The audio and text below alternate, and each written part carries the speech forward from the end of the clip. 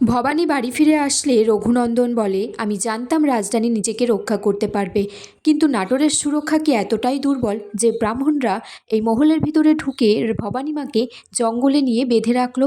ভবানী তখন বিষ্ণুরামকে বলছেন, দেখলেন তো ছোট হুজুর, সবার মনে প্রশ্ন কিন্তু একই। ভবানী বলছে, আপনি যদি কোথাও নাই গিয়ে থাকেন তাহলে আপনার এই উত্তরীয় বস্ত্রের টুকরোটা আমি জঙ্গলের গাছে পেলাম। বিষ্ণুরাম বলছে, তুমি আমাকে যা খুশি তাই ভাবতে পারো, আমায় কিছু এসে যায় না। ভবানী তখন তরোয়াল দিয়ে বিষ্ণুরামের গলায় ধরে আর বলছে, আপনি অন্যায়ের পর অন্যায় করেছেন, চালাবো তরোয়াল দেখবেন।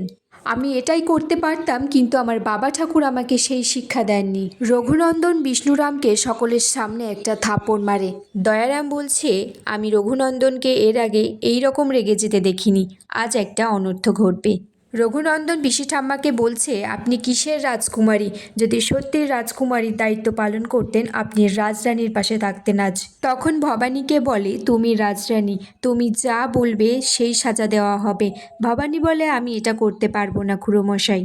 রঘুনন্দন বলছে, এরপরে রামকান্তের মৃত্যুর জন্য যে অপরাধী তার নাম জানতে পারলে তার কারাদণ্ড হবে না, তার শিরচ্ছেদ দেওয়া হবে। রঘুনন্দন তারপর বিষ্ণুরামকে কারাগারে বন্দি করে আর বলে, যখন আমাদের পরিবারের সন্তান জন্মানোর আগেই পিতৃহীন হয়েছে, তখনই ভেঙেছে আমাদের পরিবার। কাল দেখা হবে রাজসভায় তোমার সাথে।